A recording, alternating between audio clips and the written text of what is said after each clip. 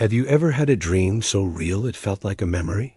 A dream that stayed with you long after you woke up, clinging to the edges of your thoughts like a shadow? I had one like that last night. It wasn't about monsters or falling from great heights. It was something far more unsettling.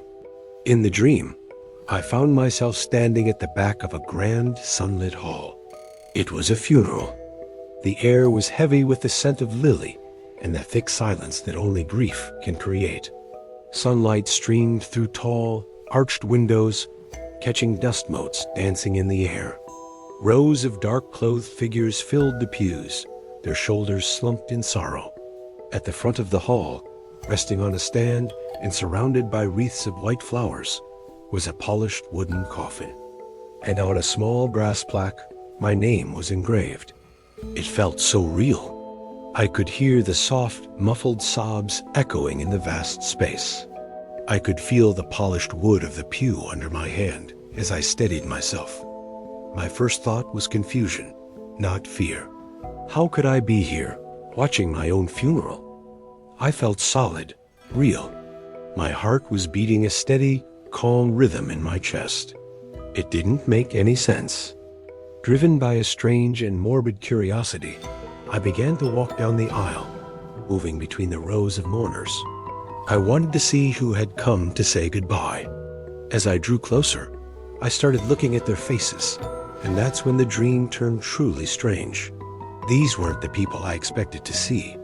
Not my closest friends, not my immediate family.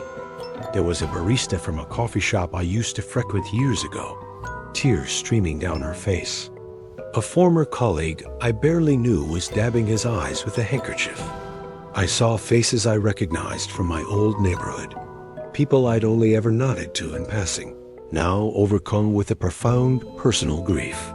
Even more unsettling were the complete strangers, men and women of all ages, weeping as if they had lost a brother, a son, a lifelong friend. Their sorrow was so raw, so genuine. It felt like they knew a version of me that even I didn't. The people I loved most, they were nowhere to be seen. A cold dread started to creep up my spine, a feeling far worse than the initial shock.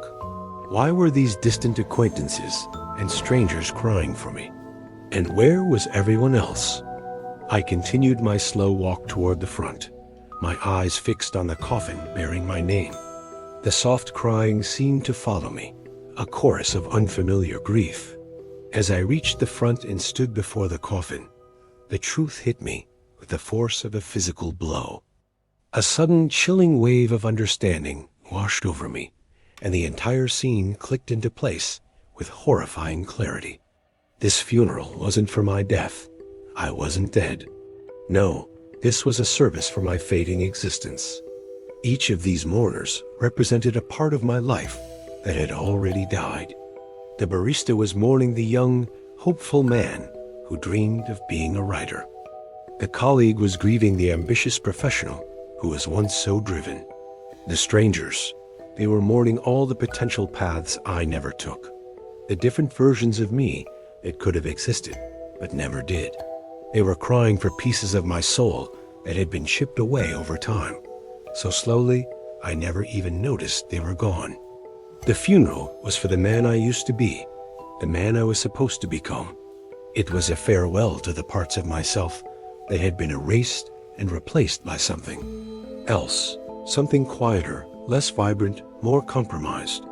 I was still alive, still breathing, but a slow, silent death had been happening inside me all along. I woke up with my heart pounding in my chest. The image of those crying faces burned into my mind. The morning light felt different, colder. I looked in the mirror, and for the first time, I wondered how much of the person looking back was truly me, and how much was just a ghost living in a house of forgotten dreams. The scariest part is, I'm still not sure. Thank you for watching. If you've ever had a dream that made you question everything, let me know in the comments. And don't forget to subscribe for more stories that explore the spaces between sleep and waking.